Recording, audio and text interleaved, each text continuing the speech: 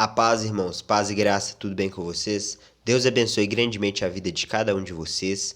Nesses vídeos sequentes que eu vou estar gravando, eu vou estar falando a respeito das profecias do tempo do fim, vou estar falando a respeito da escatologia bíblica, e isso é muito importante. Deus tem acrescentado coisas muito grandes no meu entendimento a respeito do Apocalipse, coisas que eu não tinha noção antigamente, peças que estavam faltando no quebra-cabeça e eu não entendia, e hoje, esses dias para trás, Deus me deu uma compreensão muito grande desse assunto, e por ser uma coisa muito nova para mim, talvez eu não vou conseguir explicar com tantos detalhes, ou talvez falte peças no quebra-cabeça para mim conseguir trazer aqui no vídeo. Só que eu já vou começar falando desse assunto, é importante falar desse assunto, e tudo isso gira em torno de Apocalipse 13, em torno de Apocalipse 17, e também vou relacionar com as cidades de Tiro e com a cidade de Nínive. Então, eu vou mostrar aqui primeiro qual que era o meu entendimento antigo e vou mostrar qual que é o meu entendimento atual, porque o entendimento atual junta muitos textos da Bíblia que eu não juntava eles antigamente. Eles ficavam como que quebrados. Eu sabia que aquela coisa ia acontecer, mas ficava num texto para cá. Aí eu sabia que outra coisa ia acontecer, mas ficava num texto para lá. Agora eu consegui juntar muitos textos e quando a gente junta muitos textos, as coisas costumam ficar bem fundamentadas. Então, no estudo da escatologia em geral aí, do pessoal aí, das pessoas que estudam a palavra de Deus, tanto aqueles com boa intenção como os com má intenção, eles sempre apontam as coisas para Roma. Então, eu nunca segui essa linha de raciocínio. Isso nunca fez sentido para mim. Isso só acontece porque eles só usam Daniel. Se você só usar Daniel, você realmente vai achar que o anticristo é um papa ou alguma coisa assim. Só que quando você usa toda a Bíblia, você sempre vai ver Deus apontando para os filhos de Ismael, Deus apontando para os islâmicos, Deus apontando para o povo que está ali no Oriente Médio. Deus nunca está apontando para a Europa. A Europa nunca aparece no Antigo Testamento.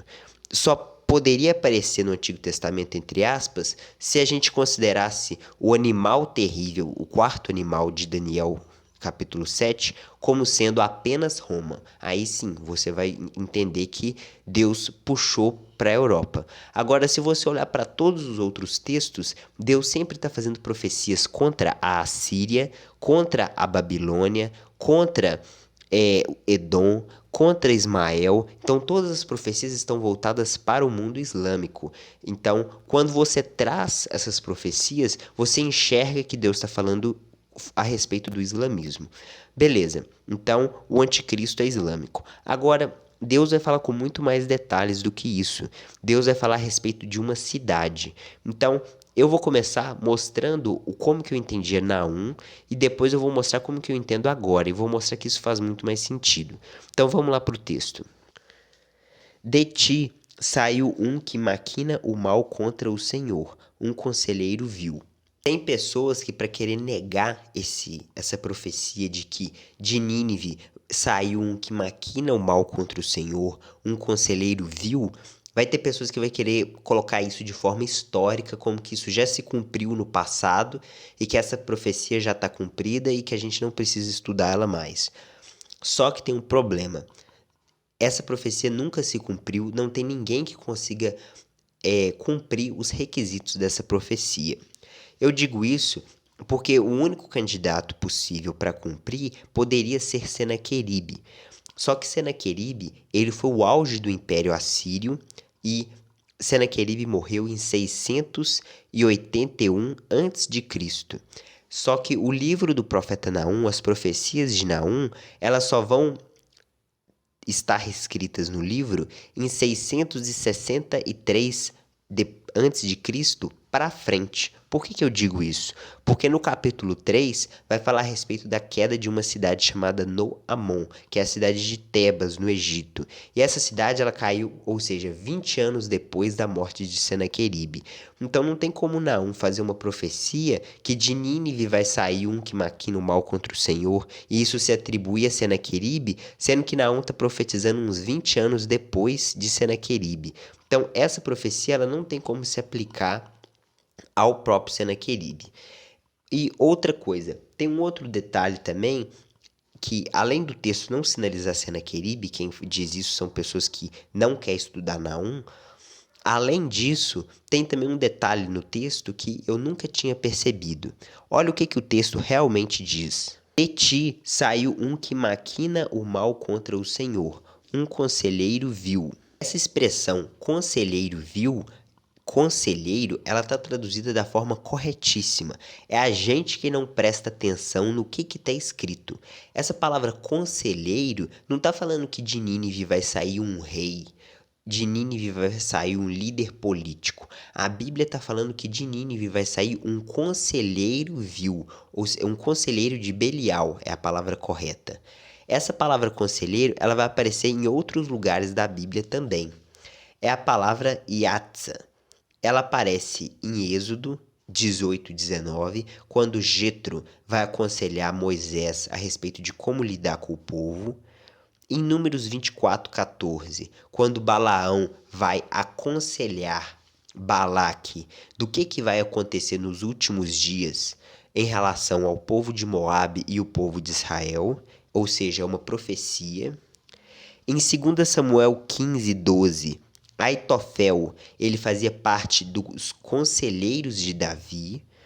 E em 1 Reis 12, os idosos vão dar conselhos a Roboão e Roboão vai seguir os conselhos dos jovens, né, que eram os da mesma idade que ele, que jovens ali de 40 anos.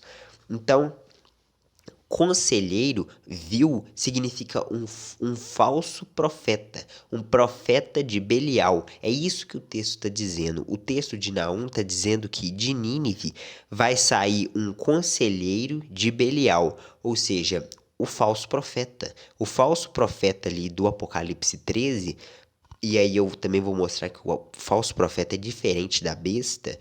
Então, são duas pessoas diferentes.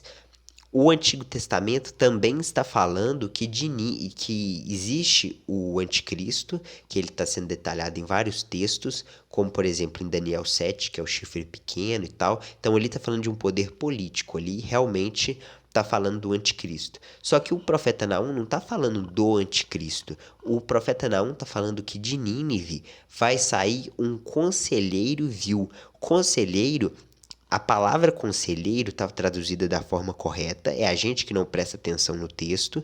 E a palavra conselheiro não está se referindo a um rei, está se referindo a alguém que aconselha um rei. Então é muito diferente, são coisas diferentes. Não adianta falar que o conselheiro é o próprio anticristo, porque não é. Conselheiro, a palavra conselheiro é alguém que aconselha um rei. Ou seja, o Antigo Testamento já estava mostrando que ia ter o anticristo, um rei, e ia ter também um conselheiro desse rei, que é o conselheiro vil, é o falso profeta. Então, eu não tinha esse entendimento. Eu achava que o Antigo Testamento não falava em momento nenhum a respeito do falso profeta, e o falso profeta só vai aparecer em Apocalipse 13. Só que não é verdade. O falso profeta, ele aparece em Naum. Ele aparece como um conselheiro vil que vai estar aconselhando esse rei ímpio que é o anticristo. Então, eu achei muito interessante ter descoberto isso. E aí, entendendo então o significado da palavra conselheiro, que está traduzido da forma correta, é a gente que não presta atenção na leitura. Tendo em vista isso, a gente consegue entender melhor o que o texto está dizendo. Então, o texto não está dizendo que o anticristo ele vai nascer em Nínive. O texto está dizendo que o conselheiro vil, o, o, o profeta de Belial, vai nascer em Nínive. E eu entendo que essa profecia se cumpre literalmente, porque Nínive hoje é uma cidade chamada Mossul, no Iraque. Eu já divulguei que o anticristo ia nascer ali, não é o anticristo. O conselheiro vil, a gente precisa prestar atenção no texto. O conselheiro vil é o falso profeta do Apocalipse 13. Por isso que o Apocalipse, inclusive, faz essa distinção entre o anticristo e o falso profeta. Porque o Apocalipse é a revelação. Você está esclarecendo sobre o que estava já profetizado no Antigo Testamento a respeito do tempo do fim. Não existe mudança nas coisas. Deus está simplesmente revelando o que já estava escrito no Antigo Testamento. É a revelação. Agora eu vou ler os textos aqui para provar, mostrar que o anticristo e o falso profeta são pessoas diferentes realmente. Então, tem pessoas que têm até um grande entendimento, só que a pessoa vem falar que a besta e o falso profeta é a mesma pessoa e isso não é verdade. Então, eu vou começar fazendo a leitura dos textos que mostra que isso não é verdade. Vi ainda outra besta emergir da terra. Possuía 2 chifres, parecendo cordeiro, mas falava como dragão. Exerce toda a autoridade da primeira besta. Na sua presença, faz com que a terra e os seus habitantes adorem a primeira besta, cuja ferida mortal fora curada. Então, esse texto, o falso profeta, que é a besta da terra ali, ele está falando que seja adorada a besta do mar. Ou seja, são pessoas diferentes. A besta da terra está falando para adorar a besta do mar. Então são pessoas diferentes e também não tem como a besta da terra dizer para adorar povos. Não é isso que está falando. Está falando que existe um rei político ali que vai ser adorado como se fosse um deus. Então é isso que o texto de Apocalipse 13 está falando. Agora, um outro texto também que vai mostrar essa diferença entre os dois é outro que vai ser o seguinte. Então vi sair da boca do dragão, da boca da besta e da boca do falso profeta 3 espíritos imundos, semelhante a rãs. Então o Apocalipse está dizendo que da boca do falso profeta, da boca da besta e da boca do dragão vão sair espírito imundo, ou seja, vão sair mentiras da boca dessas 3 pessoas. O dragão, o próprio Apocalipse já sinaliza que é o Satanás. Então não precisa ser um homem físico ali para estar falando mentiras. O Satanás, sendo um anjo, um demônio, ele vai falar mentiras, vai sair um espírito imundo da boca dele, da boca do falso profeta, que é um alguém literal, e também da boca da besta, que também é um alguém literal. Então o texto está dizendo que os dois são pessoas diferentes e ao mesmo tempo está dizendo que a besta é um alguém pessoal, ou seja, a besta ali do Apocalipse não é apenas um império, é um império com um rei político. Então é assim que a Bíblia está fazendo a profecia. A profecia da Bíblia é sempre assim. Não adianta pegar o texto lá que fala que a besta são multidão de povos, nações e línguas, e aí falar que a besta é só isso, e aí, ou seja, não tem um rei político, e aí o falso profeta é que governa tudo. Não é isso que o Apocalipse está dizendo. Agora, o outro texto que também mostra que a besta e o falso profeta são pessoas diferentes. A besta sendo o rei político e o falso profeta sendo o líder espiritual, o líder religioso de um sistema.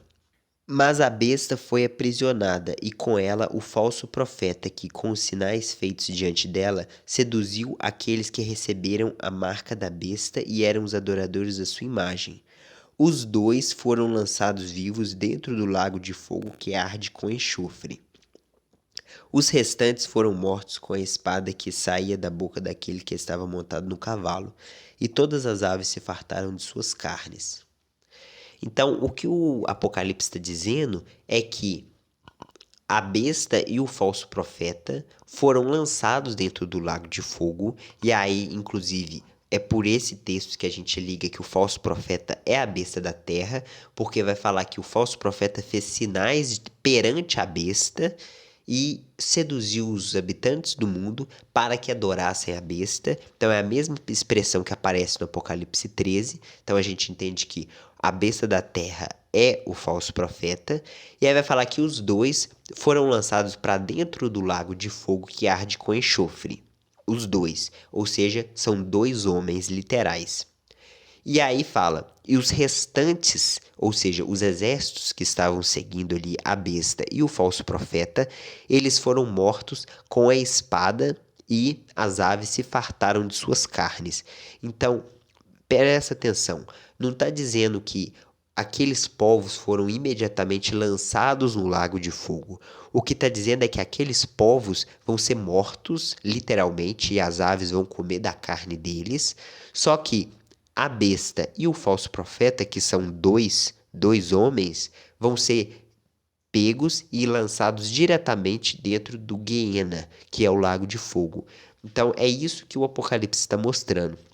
Está mostrando que a besta e o falso profeta são pessoas diferentes e são dois homens literais, ainda que a besta governa sobre muitos povos e o falso profeta seduziu aqueles povos a adorar a besta e a fazer uma imagem para ela.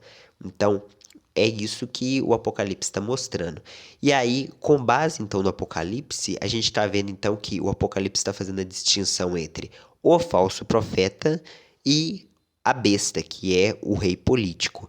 Então, essa distinção ela já vinha acontecendo lá dos profetas. Naum disse que um conselheiro de Belial haveria de sair de Nínive. Então, esse conselheiro de Belial não está se tratando de um rei político, está falando de alguém que aconselha um rei.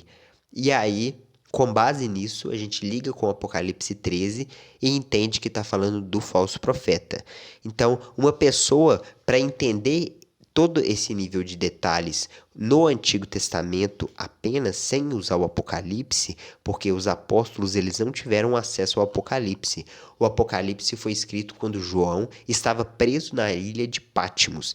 Então, os apóstolos eles não tiveram acesso ao livro do Apocalipse. Então, eles iriam ter que entender que haveria um anticristo no tempo do fim, com base em Daniel 7. Eles teriam que entender que esse anticristo iria ter um conselheiro de Belial, com base no texto de Naum, e aí juntando esses textos para eles terem o entendimento correto. Nós não, além de termos esses textos, a gente também tem o livro do Apocalipse. Então a revelação de Deus é uma revelação progressiva da palavra.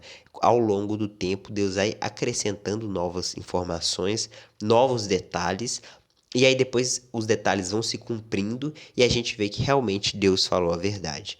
Então, muito obrigado por vocês terem acompanhado o vídeo. Vai ter mais vídeos falando desse assunto. Vai ter mais vídeos falando a respeito agora da cidade de Tiro, porque tem profecias muito claras a respeito da cidade de Tiro e eu não tinha noção disso, ou melhor, eu tinha noção, mas eu não conseguia ligar isso com Apocalipse 17 e hoje eu já consigo fazer essas ligações. Então, muito obrigado por vocês terem acompanhado o vídeo. Se tiver algum detalhe a mais, acrescenta aí nos comentários. Deus abençoe.